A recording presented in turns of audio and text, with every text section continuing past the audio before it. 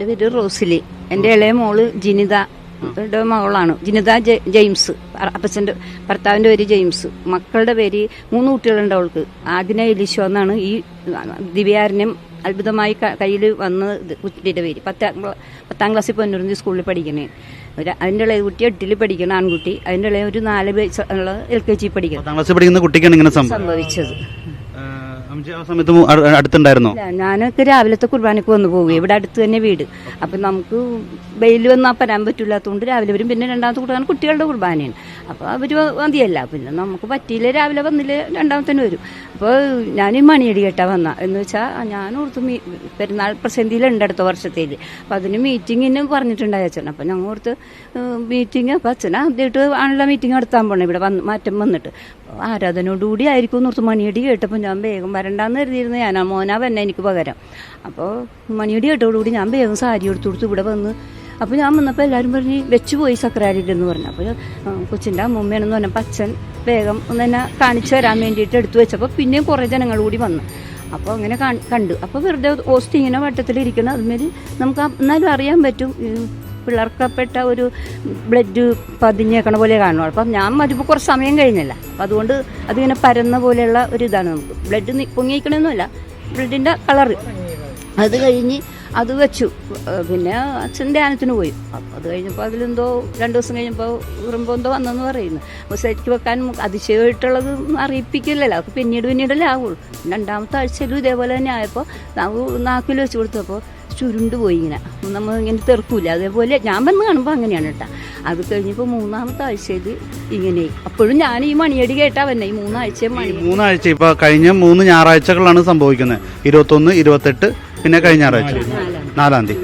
ഈ ആദ്യത്തെ ആഴ്ച ഇങ്ങനെ സംഭവിച്ചതിന് ശേഷം മോളോട് സംസാരിച്ചിരുന്നു ഇതിനെ കുറിച്ച്?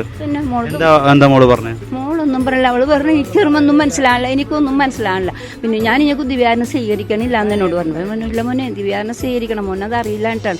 മോന്റെ ഒരു തെറ്റും കൊണ്ടല്ല. മോൾക്ക് പേടി.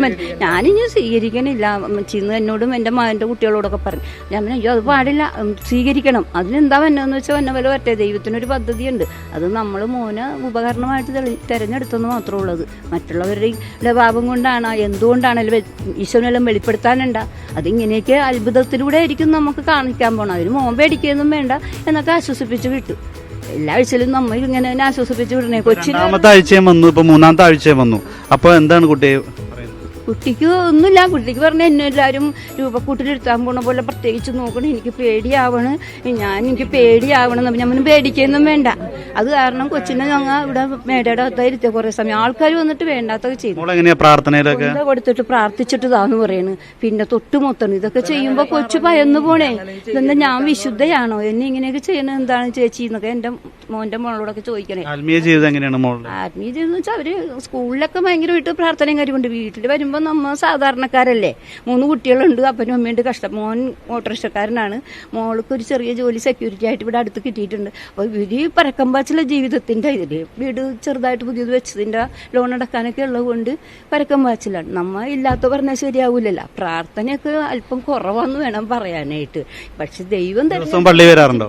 ഇല്ല, ദിവസമൊന്നും വരുമ്പോൾ കുറച്ച് ദൂരെയാണ് അവർ താമസിക്കുന്നത്. ഇടവകയാണ്. ഇതാണെങ്കിലും ഇവിടെ അടുത്തായിരുന്നു വീട്.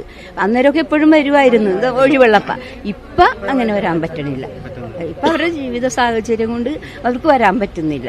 അതുകൊണ്ട് വരും, ഞായറാഴ്ച ദിവസങ്ങളിൽ വരും, പിന്നെ ഒഴിവ് ദിവസങ്ങളിൽ വരും. കുട്ടിയുടെ പേര് ആഗ്ന എലീശോ. ആഗ്നയുടെ വലിയ അമ്മൂമ്മയാണ്. എന്ത് തോന്നുന്നു അമ്മൂമ്മയ്ക്ക് ഇപ്പോ?